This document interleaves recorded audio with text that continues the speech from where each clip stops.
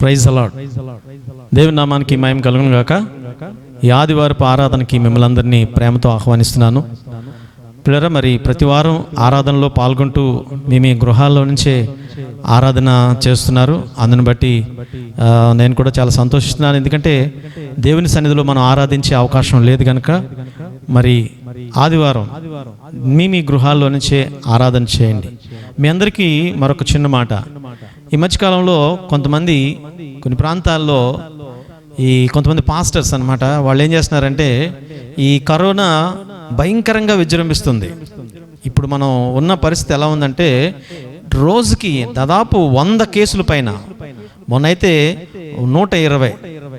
ఎంత భయంకరంగా ఉన్నాయంటే ఎటు చూసినా, ఒక ప్రాంతం అని కాదు, విశాఖపట్నం మొత్తం 5 జోన్లో కూడా, అన్ని జోన్లో కూడా మరి కరోనా వ్యాపిస్తూ ఉంది. ఎక్కడెక్కడ మూసేస్తున్నారు, దారులన్నీ కూడా క్వారంటైన్ పెట్టేస్తున్నారు. కాబట్టి ఇలాంటి పరిస్థితుల్లో ఇంటిలోనే ఉండి దేవుణ్ణి ఆరాధించడం ఎంతో క్షేమం, ఉత్తమం.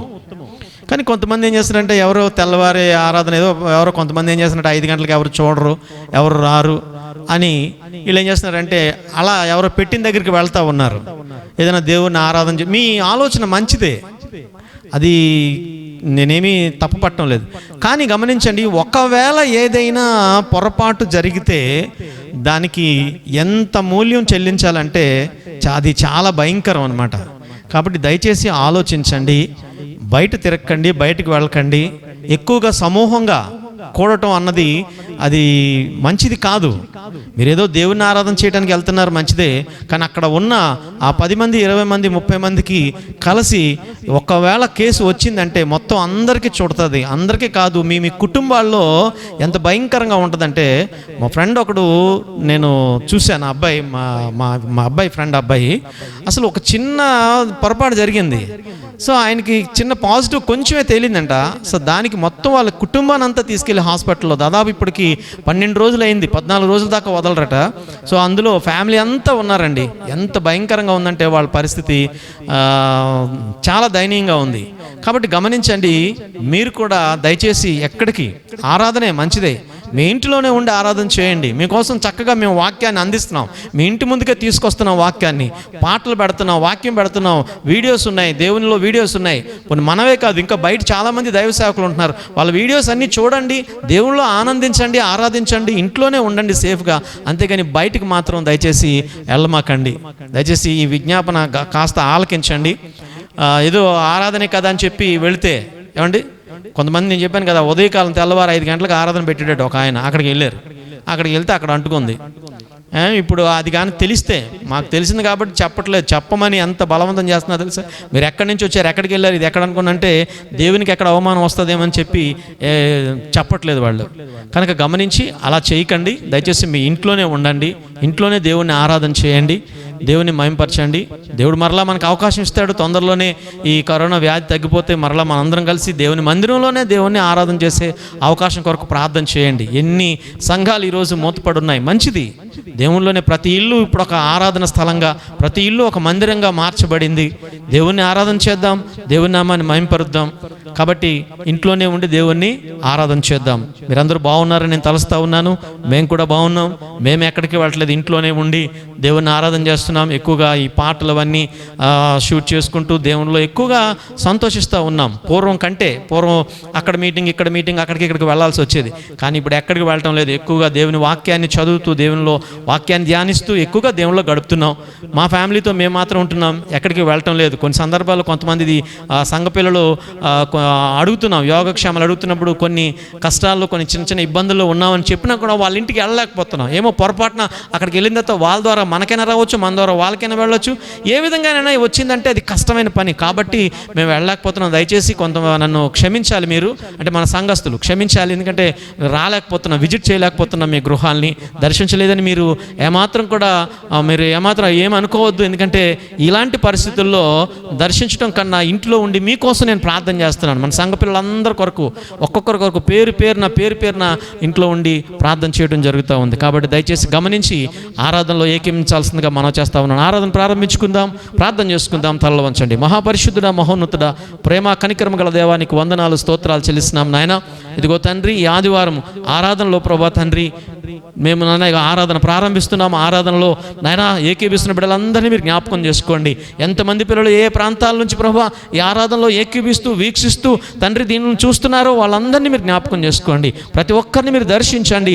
ఆరాధనలో కూర్చొని ఆరాధనలో నాయన ఇంత సమయాన్ని గడపటం వలన వారికి వచ్చే ఆశీర్వాదాలు సమృద్ధిగా వారికి మీరు దయచేయండి. వారి కుటుంబాలు దీవించండి. మా సంఘ పిల్లలు ఎక్కడెక్కడైతే ఉన్నారో వారందరినీ ప్రభా జ్ఞాపకం చేసుకోండి. ప్రతి ఒక్కరిని దీవించండి ప్రభా. ఇదిగో నాయన దేశం మీదకి కరోనా వ్యాధిని తొందరలోనే దీన్ని లయపరిచి నాయన తండ్రి స్వస్థత కలిగించి నాయన క్షేమము కలిగించమని ప్రార్థన చేస్తూ ఉన్నాం. ఇదిగో ఇప్పుడు పాటలు ప్రారంభిస్తుండగా మీ సన్నిధి మాకు తోడుగా ఉండి నడిపించి ఆరాధన అంతట్లో మీరుండి మహిమ పొందమని యేసుక్రీస్తు పరిశుద్ధ నామములో ప్రార్థన చేస్తున్నాను పరమ తండ్రి. ఆమేన్. పాటలు పాడుకుందాం. పాటల్లో దేవుడు మహిమ పొందాలి. చెకింగ్. Praise God.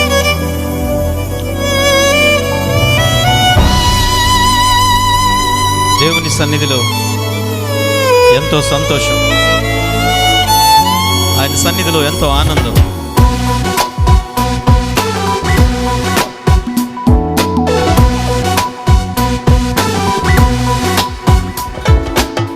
ప్రభు సన్నిధిలో ఆనందమే, ఉల్లాసమే అనుదినం.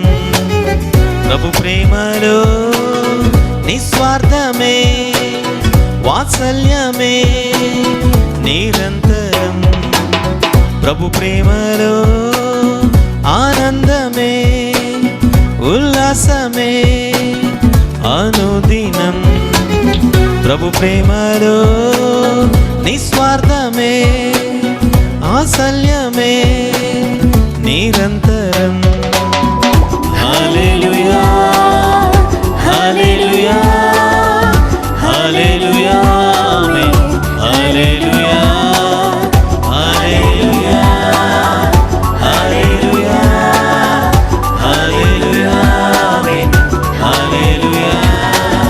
ప్రభు సన్నిధిలో ఆనందమే, ఉల్లాసమే అనుదినం. ప్రభు ప్రేమలో నిస్వార్థమే, వాత్సల్యమే నిరంతరం.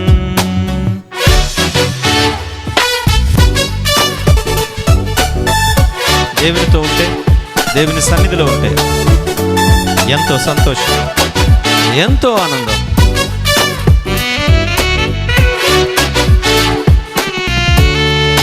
అది అనుభవించిన వారికి తెలుస్తుంది.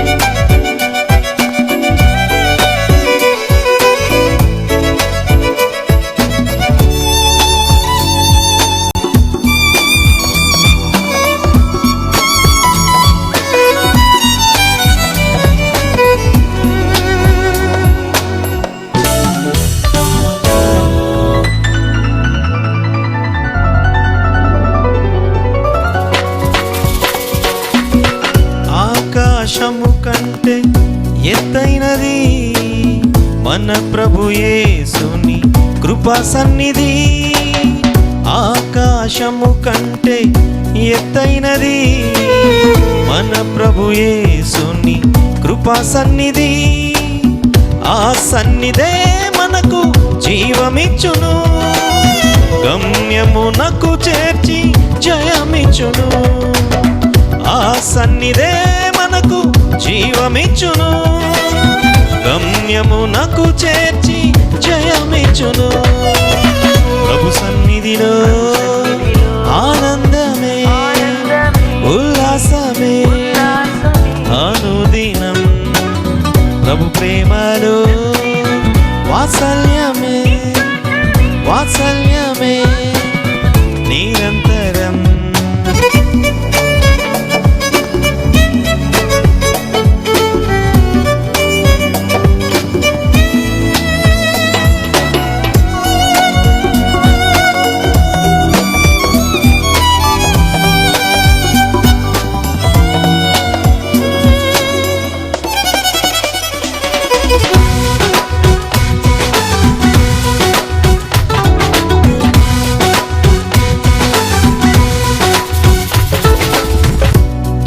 దుఃఖించు వారికి ఉల్లాస వస్త్రములు ధరింపచేయును ప్రభు సన్నిధి.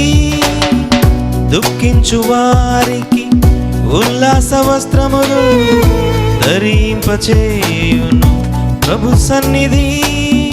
నూతనమైన ఆశీర్వాదముతో అభిషేకించును ప్రేమానిధి.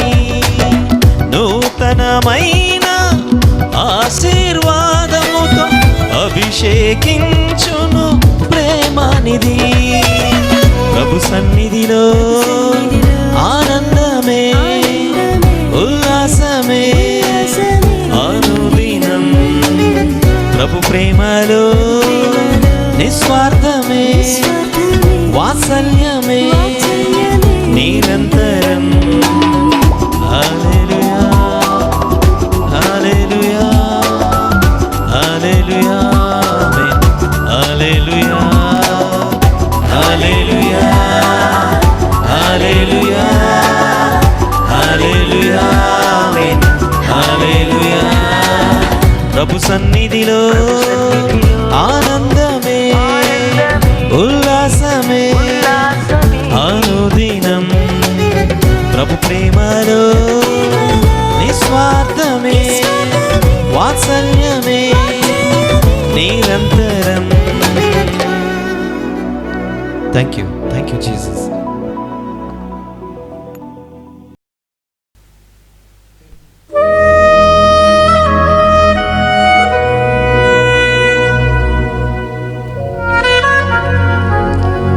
నామానికి మహిమ కలుగును గాక.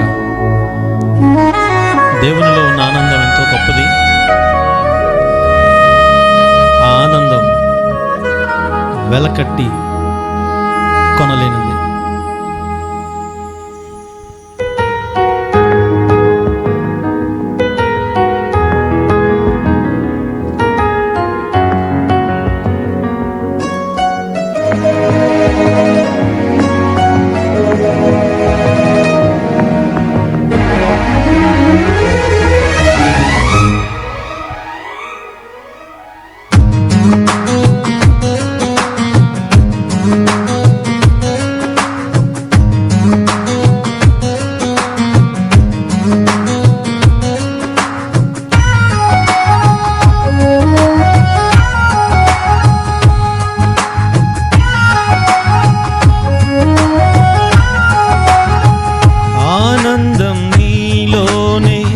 ఆధారం నీవేగా ఆశ్రయం నీలోనే నా యేసయ్యా స్తోత్రార్హుడా.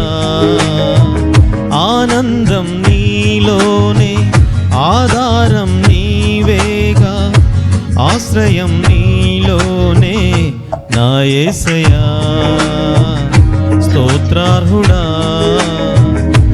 అర్హతే లేని నన్ను ప్రేమించినావు, జీవింతు ఇలలో నీ కోసమే సాక్షార్థమై. ఆనందం నీలోనే ఆధారం నీవేగా ఆశ్రయం నీలోనే నా యేసయ్యా స్తోత్రార్హుడా.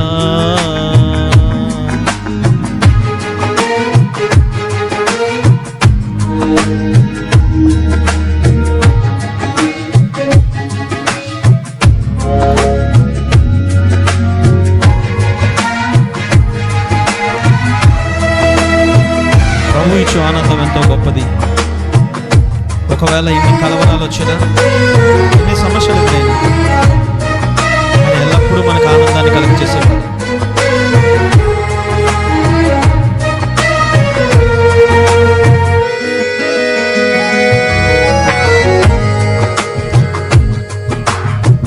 పదే పదే నిన్నే చేరగా ప్రతి క్షణం నీవే ధ్యాసగా. పదే పదే నిన్నే చేరగా ప్రతి క్షణం నీవే ధ్యాసగా.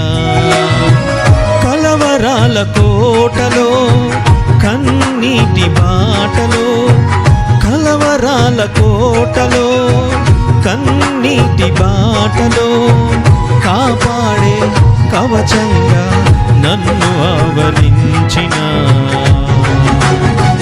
దివ్య క్షేత్రమా స్తోత్ర గీతమా ఆనందం నీలోనే ఆధారం నీవేగా ఆశ్రయం నీలోనే నా యేసయ్యా స్తోత్రార్హుడా.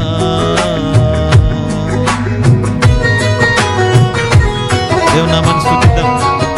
అందరూ కూడా రెండు చేతులు పైకెత్తు స్తోత్రాలు చెల్లిద్దాం.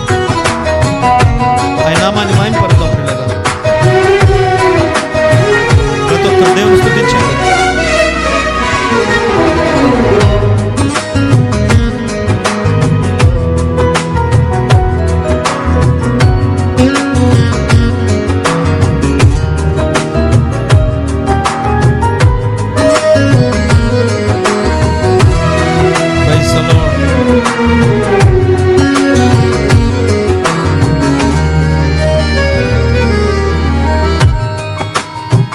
నిరంతరం నీవే వెలుగని నిత్యమైన స్వాస్యం నీదని నిరంతరం నీవే వెలుగని నిత్యమైన స్వాస్యం నీదని నీ సన్నిధి వీడక సన్నుతించి పాడనా నీ సన్నిధి వీడక సన్నుతించి పాడనా నీ కొరకే ధ్వజమెత్తి నిన్ను ప్రకటించనా సత్యవాక్యమే జీవవాక్యమే ఆనందం నీలోనే ఆధారం నీవేగా ఆశ్రయం నీలోనే నా యేసయ్యా స్తోత్రార్హుడా.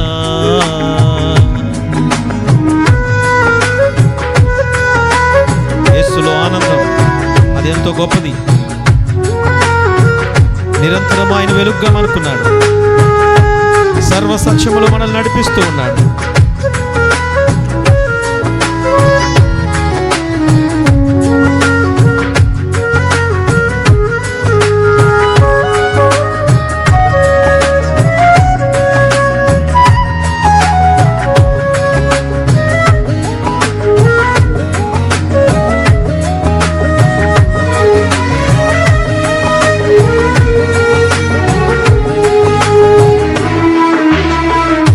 సర్వసత్యమైన మార్గమై సంఘక్షేమమైన ప్రాణమై సర్వసత్యమైన మార్గమై సంఘక్షేమమైన ప్రాణమై లోక మహిమ చూడక నీ జాడలు వీడక లోక మహిమ చూడక నీ జాడలు వీడక నీతోనే నిలవాలి నిత్య సీయోనులో సత్యవాక్యం నాశయం ఆనందం నీలోనే ఆధారం నీవేగా ఆశ్రయం నీలోనే నా యేసయ్యా స్తోత్రార్హుడా. అర్హతే లేని నన్ను ప్రేమించినావు జీవింతు ఇలలో నీ కోసమే సాక్షార్థమై ఆనందం నీలోనే ఆధారం నీవేగా ఆశ్రయం నీలోనే నా యేసయ్యా తారానేనా నా యేసయ్యా స్తోత్రార్హుడా.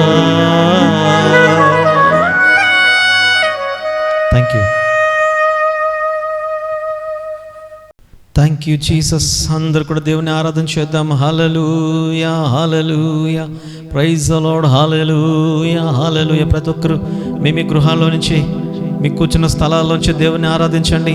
కళ్ళు మూసుకొని ప్రతి ఒక్కరు కూడా దేవుని ఆరాధించండి. దేవుని నామానికి మహిమ, ఘనత, ప్రభావాలు కలిగినట్లుగా ఆయన నామాన్ని మనం ఆరాధన చేద్దాం. ఎందుకనగా ఆయన ఆరాధనకు యోగ్యుడు, ఆరాధనకు అర్హుడు ఆయన. కాబట్టి ఆ సన్నిధానంలో కొద్ది నిమిషాలు దేవుని ఆరాధన చేద్దాం. Hallelujah hallelujah hallelujah, praise the lord, హల్లెలూయా. దేవా స్తోత్రం స్తోత్రం స్తోత్రం, హల్లెలూయా hallelujah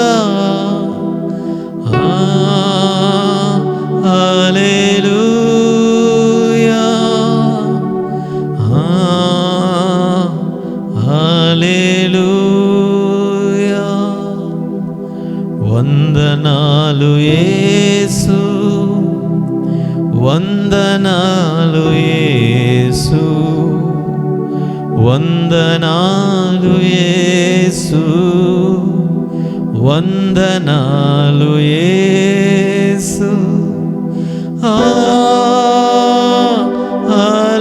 hallelujah hallelujah hallelujah hallelujah. Thank you Jesus, thank you Jesus, thank you Jesus, thank you Jesus.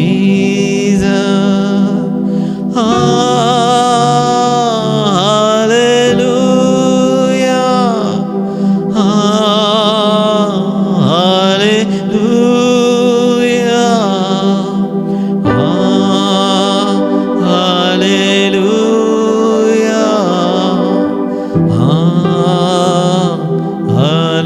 హల్లెలూయా.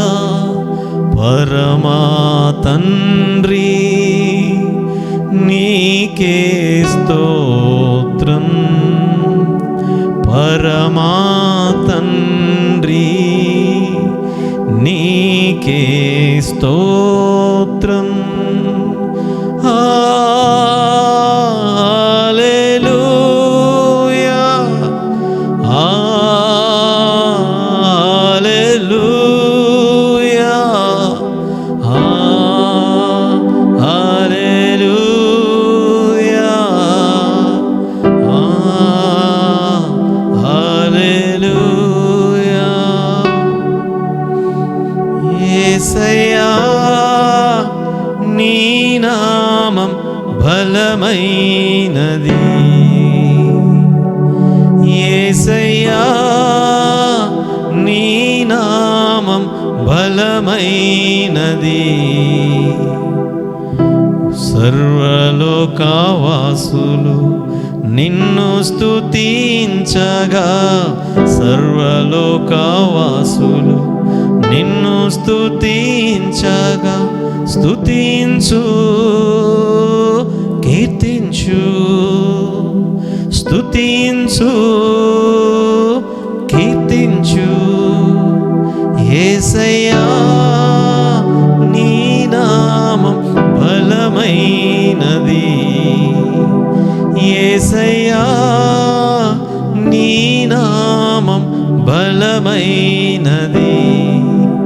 కష్టకాలమందు ఆనంద సమయమందు, కష్టకాలమందు ఆనంద సమయమందు అన్ని వేళలందు స్తుతించు, అన్ని వేళలందు స్తుతించు, స్తుతించు కీర్తించు, స్తుతించు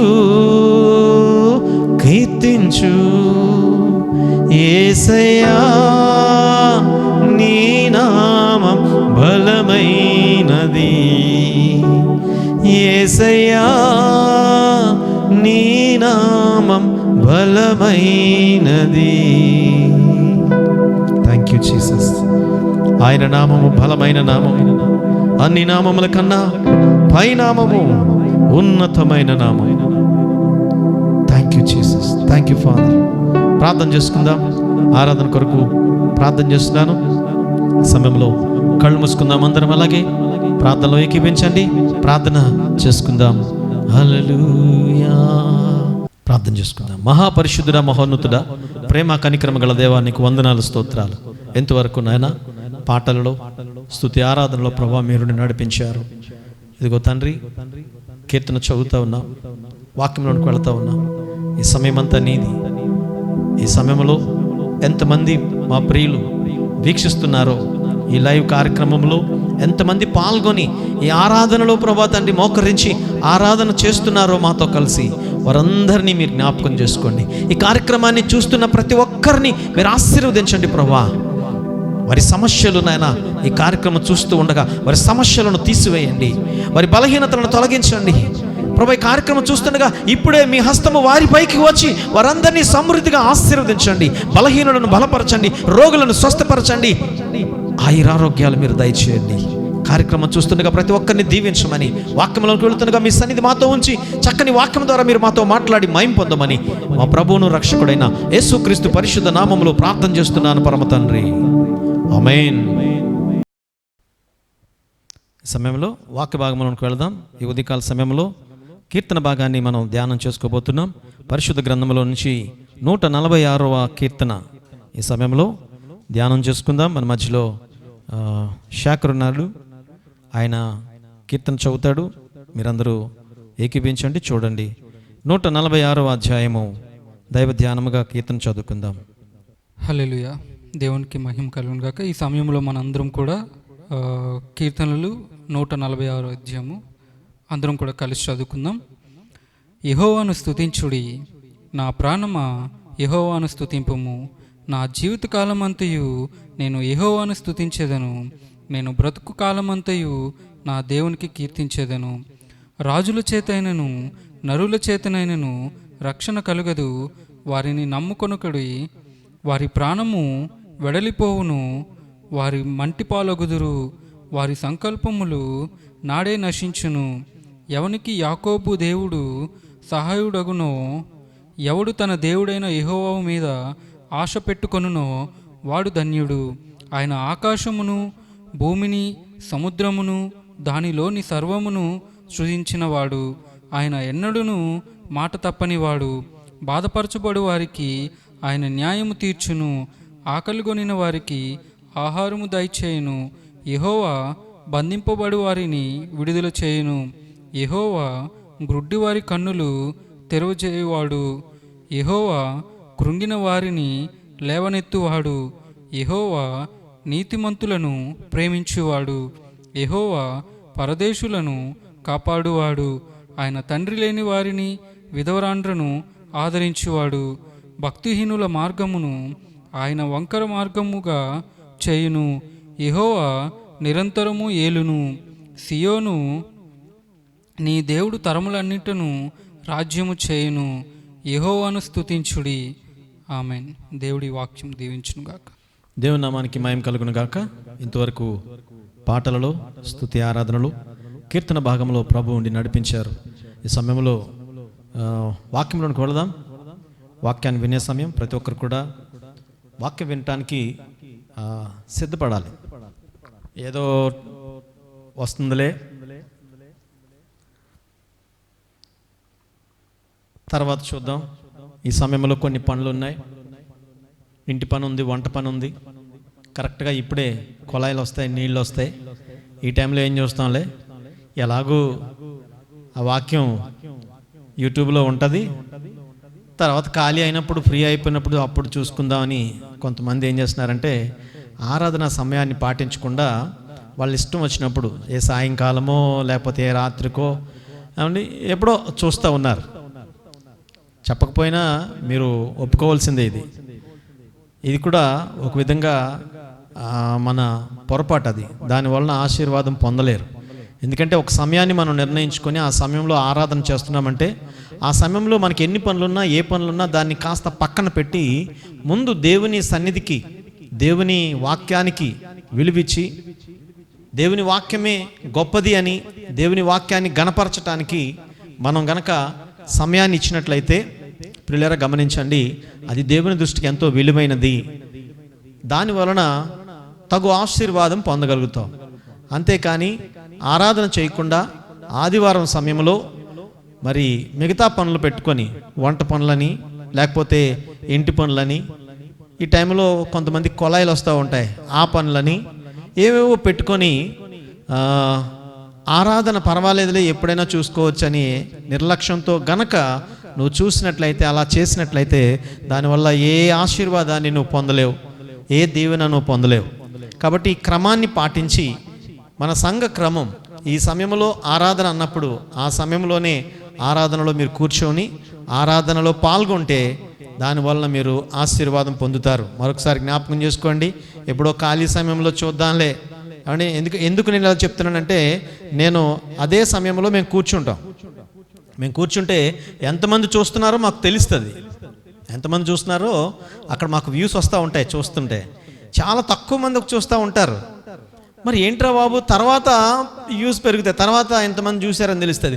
అయితే ఏంటంటే వాళ్ళు ఎప్పుడెప్పుడో ఖాళీ టైంలో ఎప్పుడెప్పుడో నిర్లక్ష్యంగా ఉంటూ దాన్ని చూస్తున్నారు. కనుక ఇది కూడా మన జీవితంలో లేకపోతే మనం చేసే చిన్న పొరపాటు. కాబట్టి దీన్ని కూడా సరిచేసుకుంటే తగిన ఆశీర్వాదాన్ని పొందుతారు. ఎందుకంటే ఆదివారం దేవుని సన్నిధిలో వచ్చే ఆశీర్వాదాన్ని మనం అనుభవించాలి. దేవుని ద్వారా వచ్చే దీవెన మనం పొందాలంటే తగిన రీతిలో మనం ఆరాధన చేయాలి, తగిన రీతిలో మనం దేవుని స్తుతించాలి. గమనించండి, గుర్తుపెట్టుకోండి, ఆరాధన సమయాన్ని ఖచ్చితంగా ఆ సమయంలోనే మీరు ఆరాధన చేయండి. వాక్యంలోకి వెళ్దాం. పరిశుద్ధ గ్రంథంలోంచి దేవుని వాక్యాన్ని మనం చదువుకుందాం. పిల్లరా, ఈ ఉదయకాల సమయంలో న్యాయాధిపతుల గ్రంథము, బైబిల్ గ్రంథంలోంచి న్యాయాధిపతుల గ్రంథము 6వ అధ్యాయము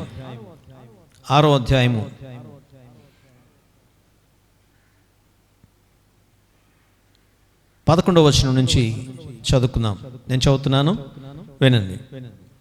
యెహోవా దూత వచ్చి అబీజయోజ్రీయుడైన యోవాషునకు కలిగిన ఓఫ్రాలు అని మస్తకి వృక్షమందు క్రింద కూర్చొని ఉండెను.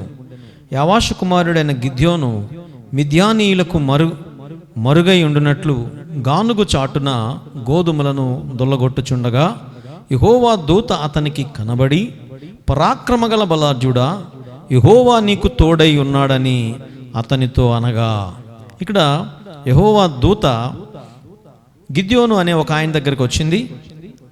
ఆయన దగ్గరకు వచ్చి ఆ దూత ఇలా అంటుంది, ఏమంటుందంటే, పరాక్రమగల బలార్జుడా, యెహోవా నీకు తోడై ఉన్నాడు అని అతనితో చెప్తుందంట.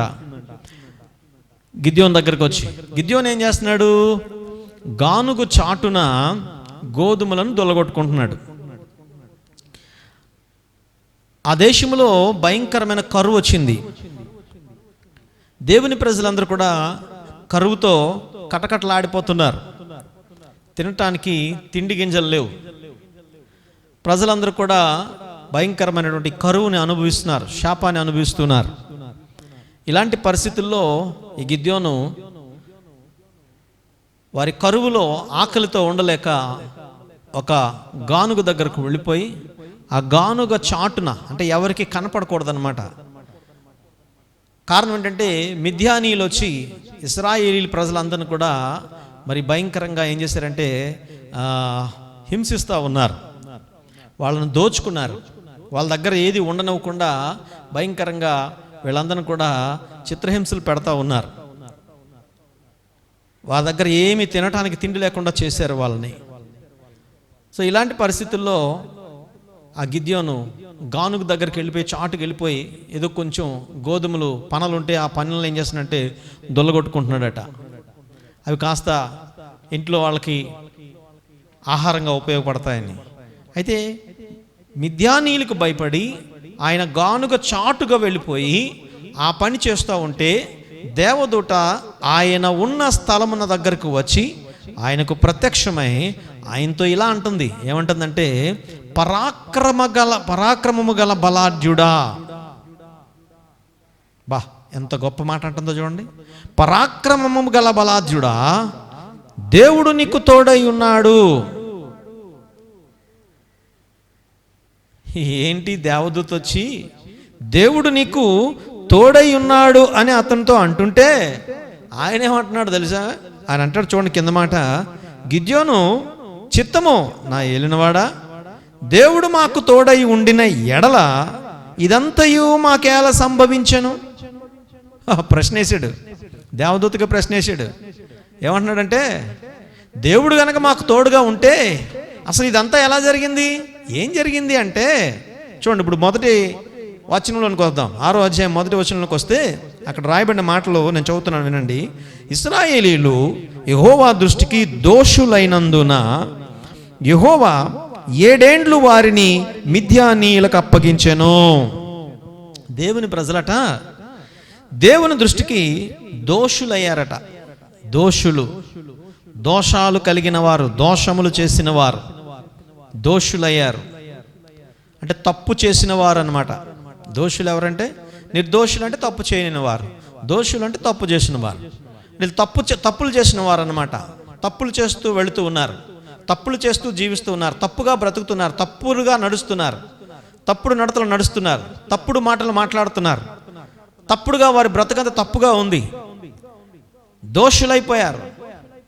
దేవుని దృష్టికి దోషులైనందున దేవుడు ఏం చేశాడంటే, ఇలా కాదు, లాభం లేదని చెప్పి వాళ్ళందరినీ మిద్యానీయులకు అప్పచెప్పాడట. శత్రువులకు అప్పచెప్పాడు.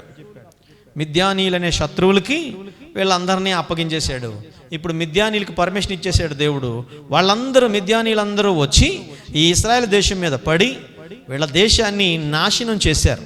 అక్కడ మనం కిందకి చెగితే, ఇశ్రాయేలీయులు విత్తనములు విత్తిన తరువాత మిద్యానీయులు అమాలేకీయులను తూర్పున నుండి వారందరూ తమ పశువులను గుడారములను తీసుకొని మిడతల దండంత విస్తారముగా వారి మీదికి వచ్చి వారి ఎదుట దిగి గాజాకు పోవునంత దూరము భూమి పంటను పాడు చేసి ఒక గొర్రెను గాని ఎద్దును గాని గాడిదను గాని జీవన సాధనమైన మరి దేనిని ఇశ్రాయేలీయులకు ఉండనీయలేదు. వారును వారి ఒంటెలను లెక్కలేక ఉండెను. దేశము పాడు చేయుటకు వారు దానిలోనికి వచ్చిరి. దేవుని నామానికి మహిమ కలుగును గాక. ఇప్పుడు దీని బిడ్డలు గమనించండి, దేవుడే వాళ్ళకి పర్మిషన్ ఇచ్చాడు. శత్రువు దేశం మీదకి రావాలంటే, దేవుని బిడ్డల మీదకి రావాలంటే ముందు దేవుని పర్మిషన్ తీసుకోవాలి. ఏ తెగులు రావాలన్నా, ఏ శోధన రావాలన్నా, ఏ కష్టం రావాలన్నా, ఏ శ్రమ రావాలన్నా, ఏ విపత్తు రావాలన్నా, ఏ ఉగ్రత సంభవించాలన్నా ముందు దేవుని పర్మిషన్ ఉండాలి. దేవుని పర్మిషన్ లేకుండా ఏది రాదు. ఒక విషయాన్ని గమనించండి, మరణము కూడా దేవుని అనుమతి లేకుండా నీ దగ్గరకు రాదు. అర్థమైందా? అలా ఆయన నువ్వు నిర్లక్ష్యంగా ఉండొద్దు. మరణాన్ని కూడా దేవుడే అనుమతిస్తాడు. మరణము తప్పించుట యెహోవా వశమని బైబిల్ చెప్తా ఉంది. కాబట్టి గమనించండి, దేవుడి పర్మిషన్ లేకుండా ఇవి కష్టాలు, ఈ బాధలు ఏమీ రావు. ఇప్పుడు మనం చూస్తున్నటువంటి ఈ కరోనా అనే ఈ మహమ్మారి, ఈ భయంకరమైనటువంటి వ్యాధి దేవుని పర్మిషన్ లేకుండా వచ్చిందంటారా భూమి మీదకి? చెప్పండి దేవుని పిల్లారా, ఒక్కసారి ఆలోచించండి. దేవుని చిత్తము లేకుండా భూమి మీదకి వచ్చిందా? దేవుని పర్మిషన్ లేకుండా ఈ కరోనా అనే వ్యాధి భూమి మీదకి వచ్చిందా? ఒకసారి ఆలోచించండి. నేనైతే అంటాను, దేవుని పర్మిషన్ లేకుండా రాలేదు, దేవుని పర్మిషన్ తీసుకునే వచ్చింది అనుకుంటాను నేను. ఎందుకు? దేవుని ప్రజలను సరిచేయటానికి. దేవుని ప్రజలు దేవుని మాట వినకపోవటం వలన, దేవుని యొక్క అడుగు జాడల్లో నడకపోవడం వలన, దేవుని యొక్క వాక్యాన్ని పాటించకపోవడం వలన, దేవుడు చెప్పినట్లుగా నడుచుకోకపోవటం వలన ప్రజలు తమ తమ జీవితాలను తప్పుడు మార్గములో, తప్పుడు మాటలు మాట్లాడుతూ, తప్పుడుగా జీవిస్తూ, తప్పుగా బ్రతుకుతున్న సమయాలలో స్వార్థం పెరిగిపోయి, అన్యాయం అక్రమము దేశంలో పెరిగిపోయి, ఇలాంటి భయంకరమైన పరిస్థితుల్లో ప్రజలెవ్వరూ దేవుని వైపు తిరగకుండా, దేవుని మాట వినకుండా, దేవునికి లోబడకుండా ఉంటున్నటువంటి ఇట్లాంటి పరిస్థితుల్లో దేవుడే ఈ కరోనా అనే వ్యాధికి పర్మిషన్ ఇచ్చాడని అనుకుంటాను.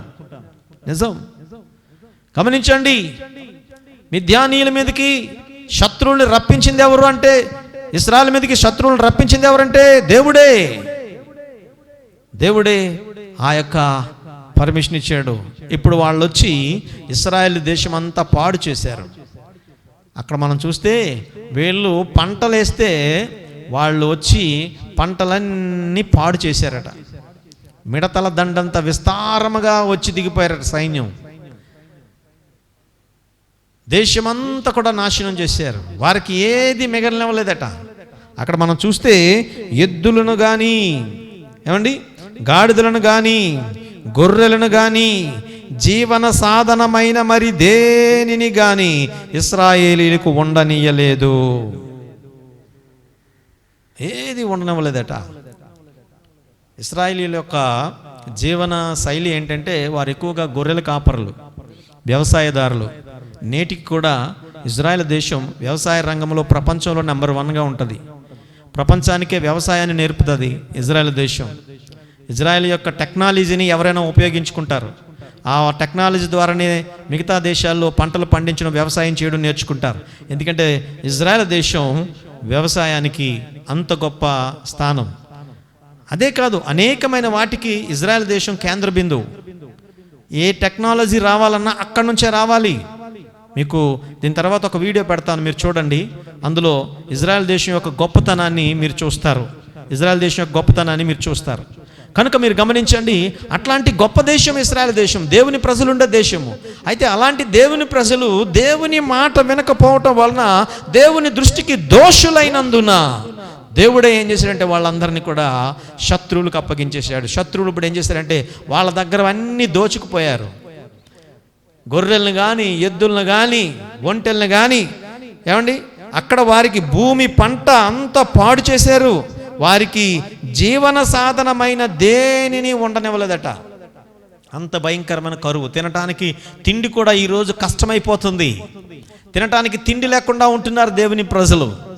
అలాంటి పరిస్థితుల్లో ఈ గిద్యోన్ అనే ఒక వ్యక్తి, మీరు గమనించండి, ఆయన మిద్యానీలకు భయపడి దాక్కొని గానుగు చాటుకెళ్ళి అక్కడ ఏ కొన్ని గోధుమ పనులు ఉంటే వాటిని ఏం చేస్తున్నాడంటే దొలగొట్టుకుంటున్నాడట. ఇప్పుడు దేవుని యొక్క దూత ప్రత్యక్షమైంది ఆయన దగ్గరకు వచ్చి ఆయనతో అంటుంది, గిద్యోనుతో అంటుంది, యెహోవా నీకు తోడై ఉన్నాడు, దేవుడు నీకు తోడై ఉన్నాడు అని చెప్తా ఉంది. అప్పుడు ఆయన అంటున్నాడు, దేవుడే కనుక మాకు తోడుగా ఉంటే ఇవన్నీ ఎలా జరిగాయి? ఇంత కరువు మాకెందుకు? ఇంత ఇబ్బంది మాకెందుకు? శత్రువుల చేతిలో మేము ఎందుకు ఓడిపోవాలి? శత్రువులు మమ్మల్ని అందరినీ ఎందుకు నాశనం చేయాలి? మా దగ్గరవన్నీ ఎందుకు వాళ్ళు దోచుకుపోవాలి? మాకు తిండి లేకుండా ఈరోజు మలమల మాడిపోతే ఎందుకు ఇలాంటి దుర్భరమైన బ్రతుకు మాకు వచ్చింది? దేవుడు మాకు తోడై ఉంటే ఇవన్నీ ఎందుకు, ఎలా సంభవించను అని చెప్పి గిద్యోను ప్రశ్న వేస్తున్నాడు. నిజమే ప్రియులారా, ఈరోజు భయంకరమైన పరిస్థితి దేశంలో కనబడతా ఉంది. ఈరోజు కరోనా మరణాలు ఒక పక్క జరుగుతూ ఉంటే ఇంకో పక్క ఆకలి కేకలు, ఆకలి మరణాలు. మొన్న ఒకడెవడో మనం చూసినట్లయితే కరోనా సీజన్ ఈ టైంలో అప్పులు తీర్చలేక, ఫైనాన్షియల్ కట్టలేక వాళ్ళు వచ్చి అడుగుతూ ఉంటే, ఏమండి, వాడు ఈ అప్పులు బాధ భరించలేక వాడు ఏం చేశాడంటే ఊరేసుకొని చనిపోయాడట. ఇంకొకడేమో బిల్డింగ్ నుంచి దూకేసాడట. ఇందాకే నేను ఏదో వార్త విన్నాను, ఇక్కడే ఆర్లోలో చివర నిన్న ఒక ఆయన ఈ కరోనా సీజన్లో ఈ అప్పులు, కొత్త ఆటో తీసుకున్నట్టు ఫైనాన్స్లు అవి కట్టలేక, లేకపోతే ఇంట్లో ఉన్న కొన్ని ఫైనాన్స్లు కట్టలేక ఏం చేశారంటే ఆ బిల్డింగ్ నుంచి దూకేసి చనిపోయాడట. గమనించండి, ఆకలి కేకలు, ఈ అప్పులు బాధలు ఎలా తీర్చాలి? ఇంటెద్దులు కట్టాలి, కరెంటు బిల్లులు కట్టాలి, భయంకరమైన పరిస్థితి. ఒక పక్క ప్రభుత్వం ఎన్నో రకాలుగా సహాయం చేస్తుంది ప్రజలకి, ధైర్యం చెప్తుంది ప్రజలకి, అయినా కూడా ప్రజలలో భయం ఆవరించింది. ప్రజలు భయపడుతూనే ఉన్నారు. అయితే ఈ ఉదయకాల సమయంలో ప్రియ దేవుని బిడ్డలారా, గమనించండి, దేవుడు నీకు తోడై ఉన్నాడు. దేవదూత గిద్యోనుతో చెబుతున్న మాట ఈ ఉదయకాల సమయంలో దేవుని సేవకంగా నేను నీతో చెప్తున్నాను. గమనించు, దేవుడు నీకు తోడై ఉన్నాడు. ఆయన నిన్ను ఎన్నడూ విడిచిపెట్టే దేవుడు కాదు, తోడుగా ఉండే దేవుడు. పరిస్థితులు ఎలా ఉన్నా, క్లిష్ట పరిస్థితులు ఉన్నా దేవునికి తెలిసి ఈ సమయంలో నువ్వు ఎలా ఉంటున్నావో, ఏం తింటున్నావో, ఏం బ్రతుకుతున్నావో, అప్పుల బాధలో ఆర్థిక ఇబ్బందుల్లో జీవిస్తూ ఉన్నావు, అయినను భయపడొద్దు, దేవుడు నీకు తోడై ఉన్నాడు. బైబిల్ గ్రంథంలో చూసినప్పుడు అనేకమైన భక్తులకి దేవుడు తోడై ఉన్నానని చెప్పేవాడు, భయపడొద్దని మాట్లాడేవాడు. ఎందుకంటే ఆ మాటల ద్వారా దేవుని ప్రజలు ధైర్యం తెచ్చుకొని ముందుకు వెళ్ళేవారు. అర్థమైందా? గమనించండి, యెహోషువ గ్రంథంలో ఒక మాట ఉంటుంది, చూడండి ఒకసారి పరిశుద్ధ లేఖనంలోంచి.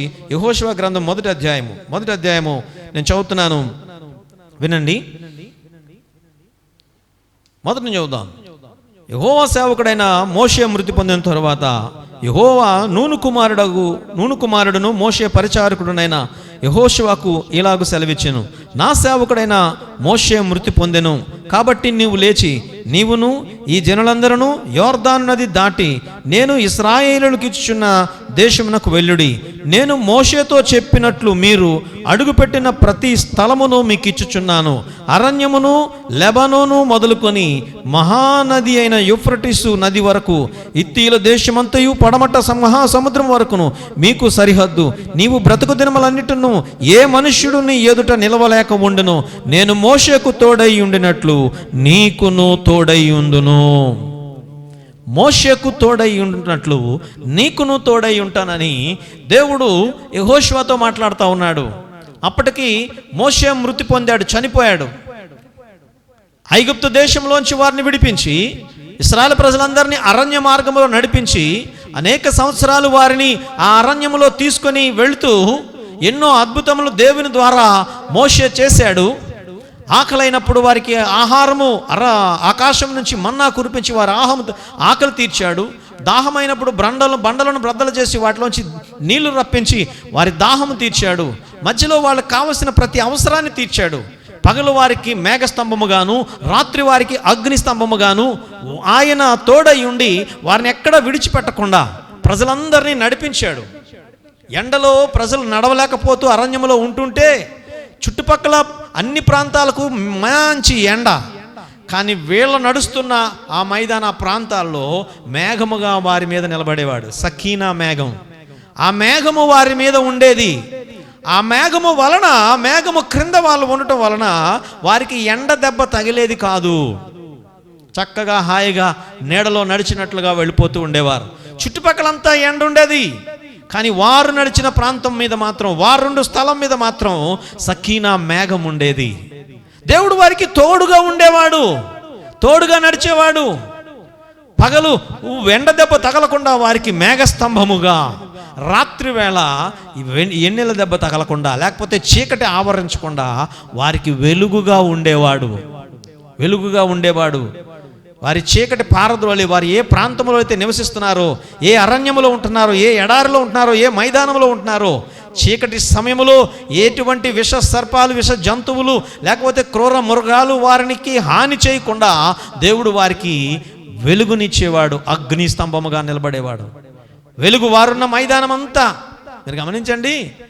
బయట మనం ఒక గదిలో ఒక లైట్ వేస్తాం, పక్క గదిలోకి వెళ్తే ఒక లైట్ వేస్తాం, లేక మనం ఇంటి ముందుకు వస్తే మన స్ట్రీట్ లైట్ ఎంత పెద్ద వోల్టేజ్ ఉన్నా కూడా ఒకసారి ఆగిపోయిందంటే చీకటి అయిపోద్ది, బయట అంతా చీకటి అయిపోద్ది. మీరు గమనించండి, వారు ఉండే మైదానంలో వాళ్ళకి ఎంత వెలుతురు కావాలండి, ఎన్ని వోల్టేజ్ లైట్లు కావాలి చెప్పండి, ఎన్ని ఎల్ఈడి ల్యాంప్స్ కావాలి చెప్పండి. సో అలాంటిది మీరు గమనించండి. వాళ్ళకు రాత్రి ఎప్పుడు వారికి కరెంటు కానీ దీపాలు కానీ ఏమి ఉండేవి కాదు, అయినా కూడా దేవుడే వారికి వెలుగుగా ఉండేవాడు. దేవునికి స్తోత్రం. దేవుడు వారికి తోడై ఉండేవాడు, తోడుగా నడిపించేవాడు. ఆయన ఎప్పుడు దేవుని ప్రజల్ని విడిచిపెట్టలేదు. నేను ఎందుకు చెప్తున్నా అంటే, ఈ కరోనా పరిస్థితుల్లో, ఈ క్లిష్ట కాలంలో, ఈ లాక్డౌన్ ఉన్న సమయాలలో పనులు లేక ఇబ్బందులు పడుతూ, వడ్డీలు కట్టలేక, చీటీలు కట్టలేక, నానా యాతనలు పడుతూ, ఇంటెద్దులు కట్టలేక, కరెంటు బిల్లులు కట్టలేక, ఇంకో ప్రక్క తీసుకున్న ఫైనాన్సులు, ఈరోజు అన్ని వస్తువులు ఫైనాన్స్ల మీద వస్తున్నాయి. బజాజ్ ఫైనాన్స్ అని, హెచ్డిఎఫ్సి అని, రకరకాల బ్యాంకర్స్ ఏం చేస్తున్నారంటే ఫైనాన్సులు ఇస్తున్నారు. ప్రతి ఒక్కరూ ఏదో ఒక వస్తువు తీసుకొని ఫైనాన్స్ కట్టుకోవాల్సిన పరిస్థితే. చాలామంది బళ్ళు, 2 వీలర్స్ ఫైనాన్స్ తీసుకుంటున్నారు, కంప్యూటర్స్, ల్యాప్టాప్లు తీసుకుంటున్నారు, రకరకాల వాషింగ్ మిషన్లు, ఫ్రిడ్జ్లు, టీవీలు, ఇవన్నీ కూడా చాలామంది ఫైనాన్స్లోనే. మిడిల్ క్లాస్, మధ్యతరగతి ప్రజలందరూ కూడా వీటినే చేస్తూ ఉంటారు. గమనించండి ప్రియులరా, అవి కట్టలేక వాళ్ళు అడుగుతూ ఉంటారు, వాళ్ళు ప్రశ్నిస్తూ ఉంటారు. ఇలాంటి టైంలో మీరు గమనించండి, ఈ కరువు కాలంలో, ఈ కష్టకాలంలో అనేక మంది భయపడిపోతున్నారు. ఇంకెన్ని రోజులు ఈ కరోనా, ఇంకెన్ని రోజులు ఈ కష్టాలు, ఇంకెన్ని రోజులు, అమ్మో ఇంక మేము తట్టుకోలేమని చాలామంది ఏం చేస్తున్నారు, ఇప్పుడే అనేక మంది మరణిస్తూ ఉన్నారు, ఆత్మహత్యలు చేసుకుంటూ ఉన్నారు. ప్రియ దేవుని బిడ్డలారా గమనించండి, నువ్వు భయపడొద్దు, దేవుడు నీకు తోడై ఉన్నాడు. ఈ కరోనా ఎన్ని రోజులున్నా అన్ని రోజులు దేవుడు నీకు తోడయ్యే ఉంటాడు, దేవుడు నీకు సహాయం చేస్తూనే ఉంటాడు. నువ్వు భయపడవలసిన పని లేదు. అందుకే గిద్యోనుతో దేవుని దూత మాట్లాడుతుంది, పరాక్రమ గలాజుడా, నువ్వెందుకు ఇక్కడ భయపడుతున్నావు? నువ్వు పరాక్రమ గల బలాఢ్యుడు, భయపడొద్దు, దేవుడు నీకు తోడై ఉన్నాడు, దేవుడు నీకు తోడై ఉన్నాడు. నువ్వు దేనికి భయపడవద్దు, అప్పుల సమస్యలను భయపడవద్దు, ఆర్థిక ఇబ్బందులను భయపడవద్దు, లేకపోతే ఇదిగో అనారోగ్యమని భయపడవద్దు. దేవుడు నీకు తోడై ఉన్నాడు, నీకు సహాయం చేస్తాడు, భయపడొద్దు. యెహోషువ అంటున్నాడు, నేను మోషేకు తోడై ఉండునట్లు నీకును తోడుగా ఉంటాను. ఇంకా అప్పటికి యాత్ర కంప్లీట్ అవ్వలేదు. యోర్దాను దగ్గరికి వచ్చారనమాట. యోర్దాను దగ్గరికి రాగానే మోషే మరణించాడు. ఇక యోర్దాను దాటాలి. యోర్దాను దాటిన తర్వాత ఎరుకోకు వెళ్ళాలి, ఎరుకోను జయించాలి. ఎరుకో తర్వాత హాయి పట్టణం ఉంటుంది, హాయి సిటీ. ఆ హాయి సిటీ మీదకి వెళ్ళాలి, హాయి పట్టణం మీదకి వెళ్ళాలి, దాన్ని జయించాలి. ఆ తర్వాత వారు కానానికి ఎంటర్ అవుతారనమాట. మీరు గమనించండి, ఇవన్నీ మిగిలిన్నాయి. అయితే అప్పటి వరకు మోషే వచ్చి అక్కడికి మోషే ప్రయాణం అయిపోయింది, మోషేని దేవుడు తీసుకున్నాడు. ఇప్పుడు ప్రజలందరూ నడిపించేవాడు లేక, ఎవరు మమ్మల్ని నడిపిస్తారు, ఎవరు మమ్మల్ని ఆ పాలు తేనెలు ప్రవహించే కనాన్లోకి తీసుకెళ్తారని ప్రజల్లో ఆందోళన, ప్రజల్లో భయం నెలకొన్న ఇటువంటి పరిస్థితుల్లో దేవుడు ఆ యెహోషువని ఏర్పాటు చేసుకున్నాడు. ఇప్పటి వరకు మోషే చేతుల మీద నీళ్లు పోసేవాడు, యెహోషువ నమ్మకస్తుడు. కాబట్టి యెహోషువను ఏర్పరచుకోనండి అని చెప్పి దేవుడు యెహోషువ నాయకుడిగా ఏర్పరచుకున్నాడు. యెహోషువ అంటాడు, నేను బాలుడను. మీరు చూడండి, ఆయన ఆ కింది వచనాల్లో మనం చూసినట్లయితే ఆయన అంటాడు, నేను బాలుడను, నేను చిన్నవాణ్ణి, నేను ఈ యొక్క పని చేయలేను అని ఆయన అంటాడు.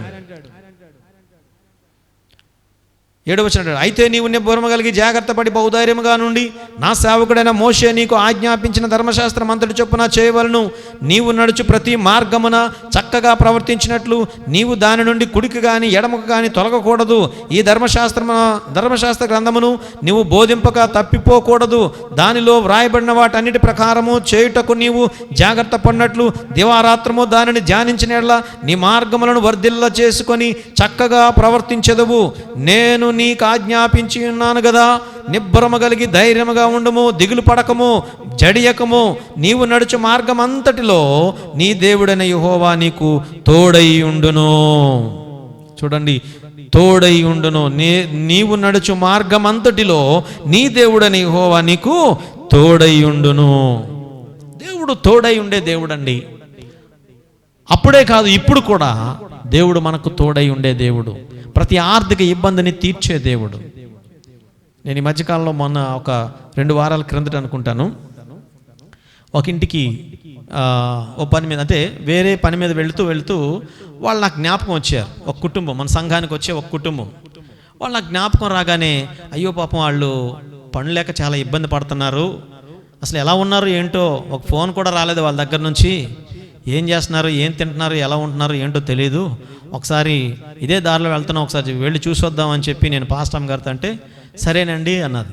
సరే, ఇద్దరం కలిసి బయలుదేరి వెళ్తుండగా మార్గం మధ్యలో పాస్టర్ గారు ఆవిడేమన్నారంటే, వెళ్తూ ఉన్నాం కదా, మరి వాళ్ళు పాపం వాళ్ళు పేదవాళ్ళని మనకు తెలుసు, సరే వాళ్ళకి ఏం తింటున్నారు ఏంటో తెలీదు, కొంచెం ఏమైనా కొనుక్కొని వెళ్దామండి అన్న.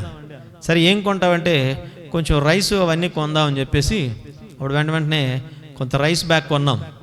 మంచి ఖరీదు బియ్యమే కొని, సరుకులు కూడా కొన్ని, నిత్యావసర సరుకులు ఆ రైస్ బ్యాగు కొని పట్టుకొని వెళ్తున్నాం అనమాట. వెళ్ళగానే వారి ఇంటిని చూసాం. ఆయన లేడు, ఆయనకు బాగలేదట. కేజీహెచ్ హాస్పిటల్కి వెళ్ళాడట. ఆయనకు బాగలేదని. తన భార్య, కూతురు ఉంది. ఇంకో కూతురుకి పెళ్లి చేశాడు. ఆ అమ్మాయి వెళ్ళిపోయింది. ఒక కూతురు ఉంది, తన భార్య ఉంది. పని లేదు, చాలా రోజులు బట్టి ఇబ్బంది పడుతున్నారు. పైగా ఆయనకు అనారోగ్యం, ఇంటి అద్దె 2 నెలల నుంచి కట్టలేదు, ఇంట్లో ఏమీ లేవట. ఆయనేమో బాగలేక కేజీహెచ్ హాస్పిటల్కి, గవర్నమెంట్ హాస్పిటల్కి వెళ్ళాడట. ఇంటి దగ్గర వాళ్ళిద్దరూ ఒక మూల కూర్చున్నారు, చాలా దిగులుగా ఉన్నారు. అలాంటి పరిస్థితుల్లో మేము అక్కడికి వెళ్ళి యోగక్షేమాలు అడిగి వాళ్ళకు ప్రార్థన చేసి భయపడొద్దని ధైర్యం చెప్పి ఈ తీసుకెళ్ళిన సరుకులు అవన్నీ ఇచ్చాం. ఆ అమ్మాయి సెంటర్లో పనిచేస్తుందట, సిఎంఆర్ సెంటర్లో క్లీనింగ్ పని చేస్తుంది. నెలకు 10,000 ఎంతో ఇస్తున్నారు. అయితే పని ఆపేశారు. ఇంకా కొంచెం రోజుల్లో ఒక 4 రోజుల్లో రమ్మని చెప్పారు. 4 రోజులు తెరుస్తారు, రమ్మని చెప్పారట.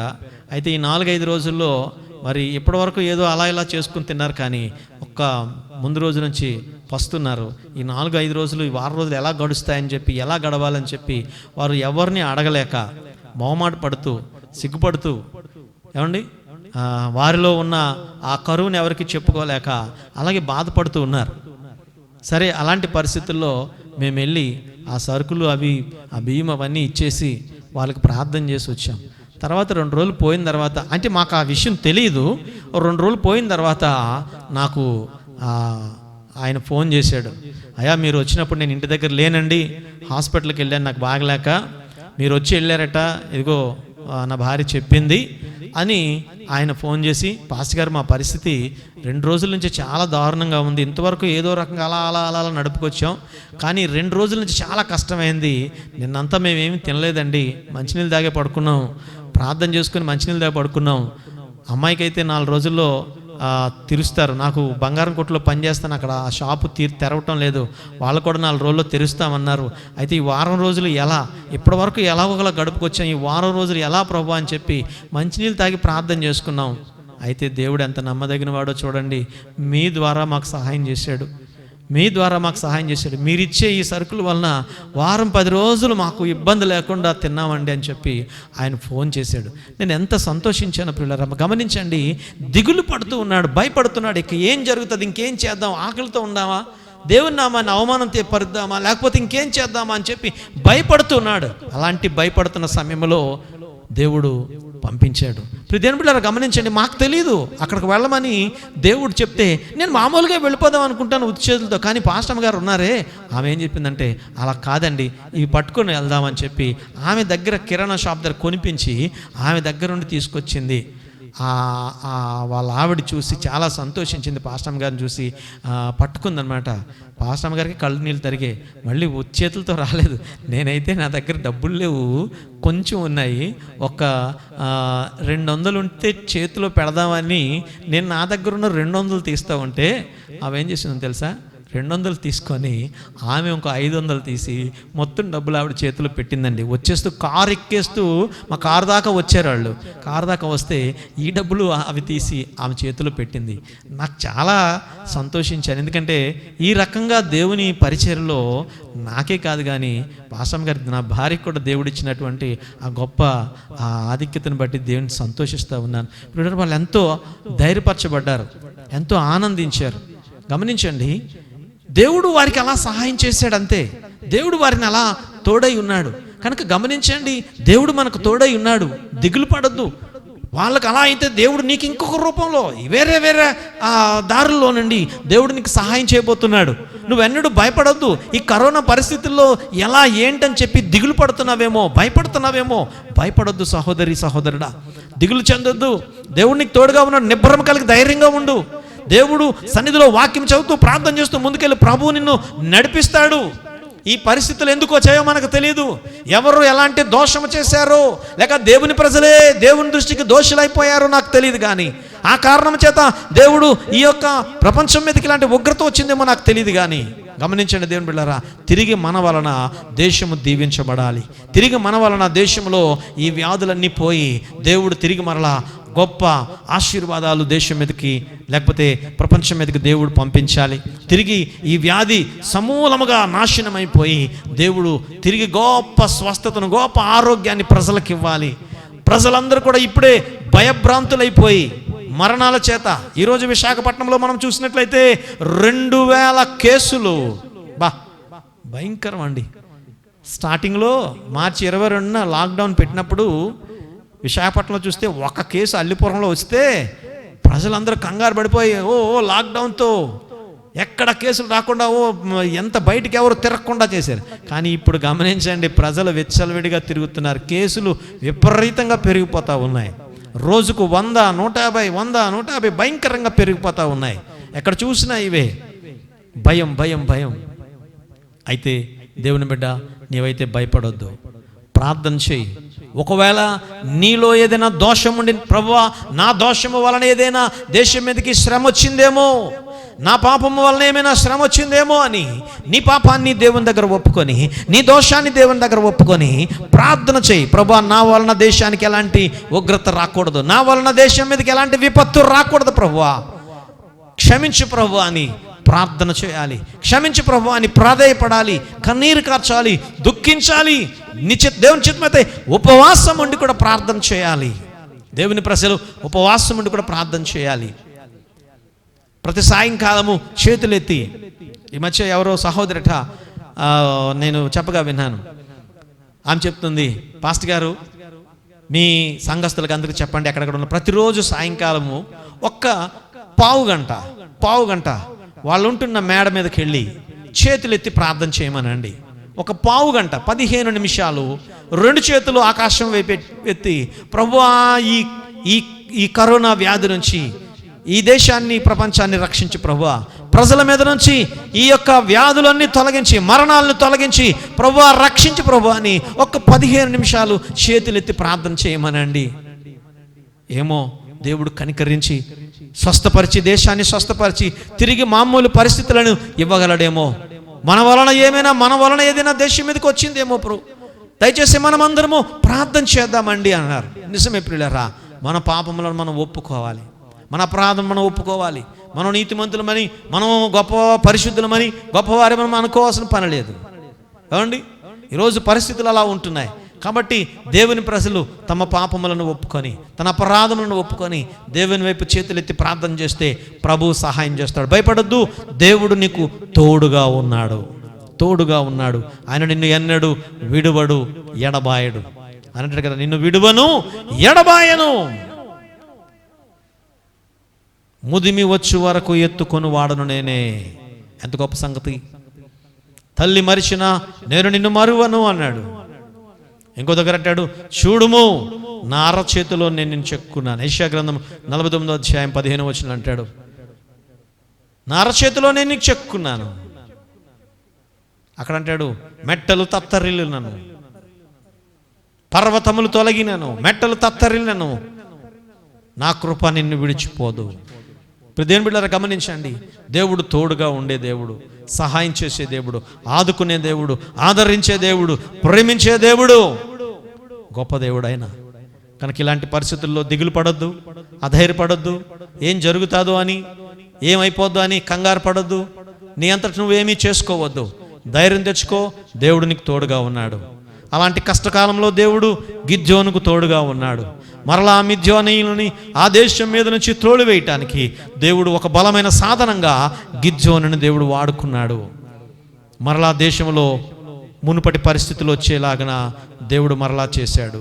ఆ శత్రువులైన మిద్యానీయులందరినీ కూడా దేవుడు పారద్రోలి తిరిగి దేశానికి క్షేమాన్ని కలిగించాడు. ఈరోజు ఈ ప్రపంచాన్ని ఏలుతున్న ఈ కరోనాని దేవుడు తొందరలోనే తొలగించి లయపరిచి మనందరి ప్రార్థన వలన ఒక్కొక్కడు ప్రార్థనా వీరులుగా, ప్రార్థనా యోధులుగా మార్చబడి దేవుని సన్నిధిలో ఈ కరోనా మీద ప్రార్థన చేస్తూ విజయాన్ని సాధించి తొందరలోనే ఈ వ్యాధిని సమూల నాశనం చేసి గొప్ప స్వస్థతను దేవుడు అనుగ్రహించులాగున ప్రతి క్రైస్తవ బిడ్డ, ప్రతి దేవుని బిడ్డ ప్రార్థనా పూర్వకంగా ఉన్నట్లయితే, ప్రార్థించినట్లయితే ఈ వ్యాధి నుంచి విడుదల పొందుకుంటాం. తొందరలోనే దేవుడు పరిస్థితులన్నీ మార్చి తిరిగి మరలా మునుపటి పరిస్థితులు దేవుడు మరలా కలిగిస్తాడు. కాబట్టి దేవుని బిడ్డలారా, అధైర్యపడొద్దు, భయపడొద్దు. దేవుడు నీకు తోడై ఉన్నాడు, తోడై ఉన్నాడు. ఎక్కడ నిన్ను విడవడండి, ఏ సమయంలో నిన్ను విడిచిపెట్టడు. ఆకలి బాధ నీకు రానివ్వకుండా దేవుడు సహాయం చేస్తాడు. ఇశ్రాయేలు ప్రజలు మీరు గమనించండి, ఆకలి వేసినప్పుడు అరణ్యంలో ఒకరా ఇద్దరా 6 లక్షల కాల్బలం, ఇంకా ముసలి ముతక నడలేని వారు, చిన్నపిల్లలు ఎంతోమంది ఉన్నారు. ఇలాంటి లక్షల ప్రజల్ని దేవుడు ఆహారం ఇచ్చి పోషించాలి. ఎక్కడి నుంచి తెస్తాడు ఆహారం? ప్రజలందరూ అనుకుంటున్నారు, ఎలా జరుగుతుంది, ఇది జరగదే అనుకుంటున్న సమయంలో మీరు గమనించండి, ఆకాశం నుంచి దేవుడు మన్నాని కురిపించాడు. ఆకాశం నుంచి మన్నా పడుతుంది. వారున్న స్థలములో కనుచూపు మేర వారున్న స్థలములో మన్నా కురుస్తుంది. ఆ మన్నాని వారు భుజించారు. ఎంత గొప్ప సంగతి! ఆకలి బాధ వారికి తెలియనివ్వకుండా మన్నా ద్వారా దేవుడు వారి ఆకలి తీర్చాడు, పోషించాడు.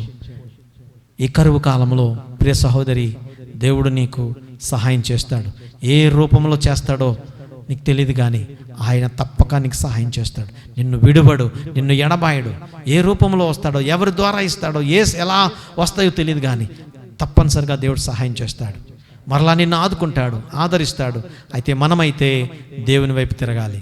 ఇలాంటి పరిస్థితుల్లో దేవుని వైపు చూడాలి, దేవుని వైపు తిరగాలి. నేనైతే ఆ యొక్క మార్చి నుంచి ఇప్పటి వరకు నేను ఎక్కడికి బయటకు వెళ్లకుండా, ఏ సహవాసాలకి ఎక్కడికి ఏది చేయకుండా ప్రభు సన్నిధిలో ఉంటూ దేవునిలో ప్రార్థన చేస్తూ ఎంతగానో దేవుని వైపు చూస్తూ ఉన్నాను. దేవుడు మమ్మల్ని అలాగనే పోషిస్తూ ఉన్నాడు. చాలా ఇబ్బంది పరిస్థితులు వస్తూ ఉన్నాయి, క్లిష్ట పరిస్థితులు వస్తూ ఉన్నాయి. అయినా కూడా దేవుడు సహాయం చేస్తున్నాడు, నడిపిస్తున్నాడు. ఎన్నడూ మమ్మల్ని విడిచిపెట్టలేదు. నిన్ను కూడా అలాగే విడిచిపెట్టడు దేవుడు. నీకు కూడా సహాయం చేస్తాడు, నీ ప్రతి అవసరాన్ని తీరుస్తాడు. లోటు లేకుండా, ఇబ్బంది రాకుండా ఆయన నడిపిస్తాడు. ఆయన తోడై ఉంటాడు. భయపడొద్దు. నువ్వు ఎవరు లేరని చింతించొద్దు, ఎవరు లేరని దిగులు పడొద్దు.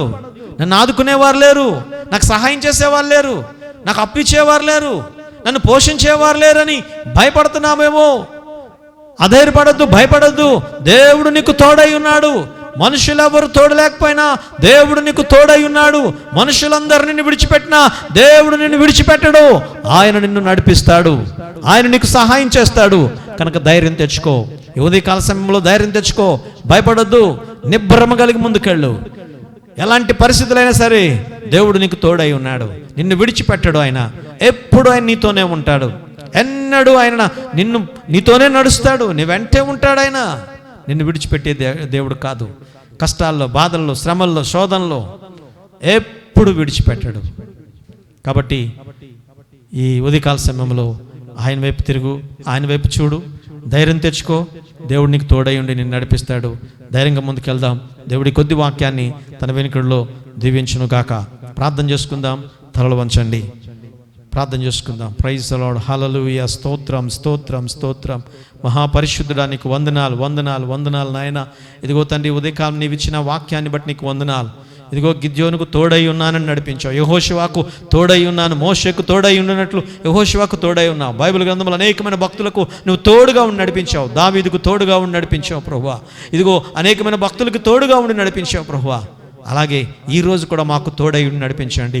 నీ ప్రజలైన వారందరికీ, దేవుని ప్రజలైన ప్రతి ఒక్కరికి నువ్వు తోడై ఉండి నడిపించండి.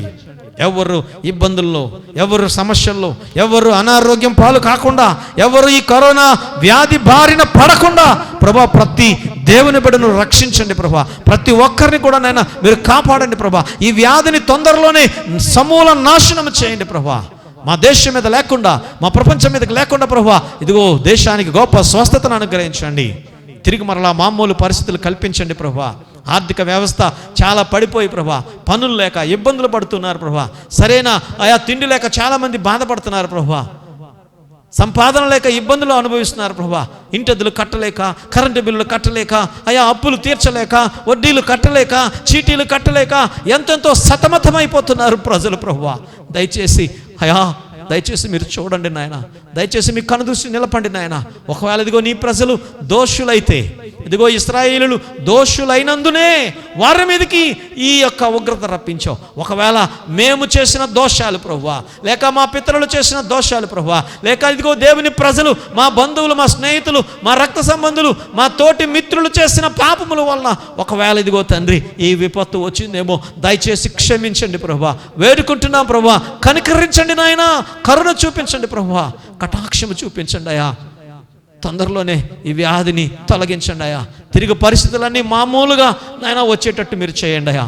తిరిగి మరలా గొప్ప కార్యమును జరిగించమని దేశంలో ప్రజలందరూ సుభిక్షంగా, సురక్షితంగా, సంతోషంగా, ఆనందంగా ఉండేటట్టు చేయండి ప్రభా.